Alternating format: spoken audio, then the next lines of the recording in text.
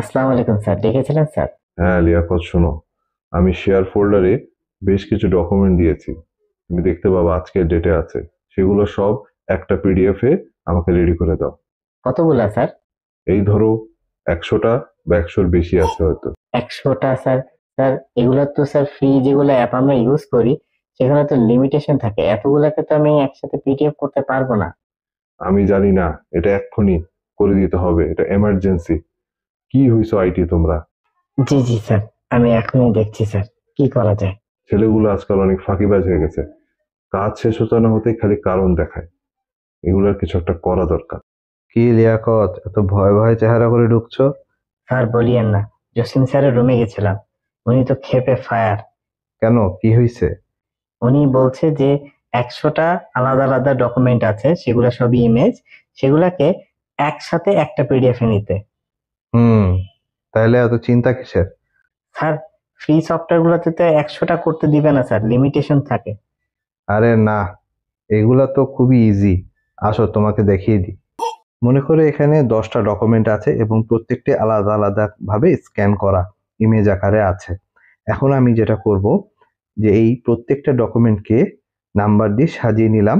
এখন আমি কন্ট্রোল এ প্রেস করে সবগুলোকে একসাথে সিলেক্ট করে নিব। এরপরে যে কোনো একটা ডকুমেন্টের উপর রাইট ক্লিক করে শো মোর অপশনে চলে যাব।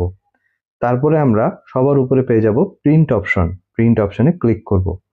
প্রিন্ট অপশনে ক্লিক করার পর এখানে আমরা দেখতে পাচ্ছি একটা ড্রপডাউন মেনু, যেখানে কিনা আমরা প্রিন্টার সিলেক্ট করে থাকি, কিন্তু আমরা এখানে প্রিন্টার সিলেক্ট করব না, সিলেক্ট করব মাইক্রোসফট প্রিন্ট টু পিডিএফ। এই অপশনটাকে আমরা সিলেক্ট করে নিব।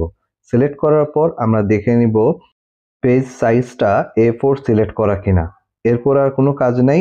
এরপরে আমরা জাস্ট নিচে প্রিন্ট নামে একটা বাটন দেখতে পাচ্ছি, সেখানে ক্লিক করব। সেখানে ক্লিক করার পর আমাদেরকে উইন্ডোজ আস্ক করবে এটা আমরা কোথায় সেভ করতে চাচ্ছি।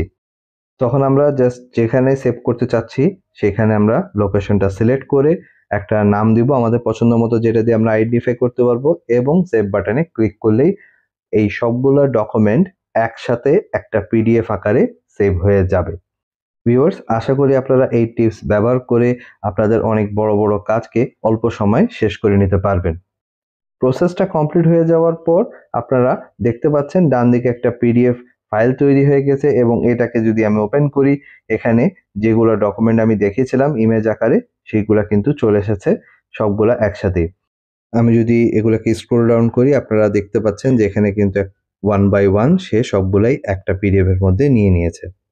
আর আপনারা যদি সিকোয়েন্স মেনটেন করে সবগুলোকে একটা পিডিএফ এ নিতে চান, সেক্ষেত্রে আপনারা প্রত্যেকটা ইমেজ ডকুমেন্টকে 1 2 3 4 করে রিনেম করে সাজিয়ে নিতে হবে। তাহলে আপনি যখন সেটাকে পিডিএফ এক্সপোর্ট করবেন তখন সে ইজিলি সেই সিকোয়েন্সেই আপনার পিডিএফটাকে ক্রিয়েট করবে। কি লিয়াকত ভাই, বুঝাতে পারলাম? হ্যাঁ স্যার, বুঝতে পারলাম। এটা তো খুবই ইজি স্যার, আপনি না থাকলেও তো আজকে বিপদে পড়ে যেতাম। আরে না না, এই ছোটখাটো জিনিস আমরা অনেকেই জানি, আবার অনেকেই জানি না। জাস্ট একটু শেয়ার করলে কিন্তু শেখা যায়। জি স্যার, থ্যাংক ইউ স্যার।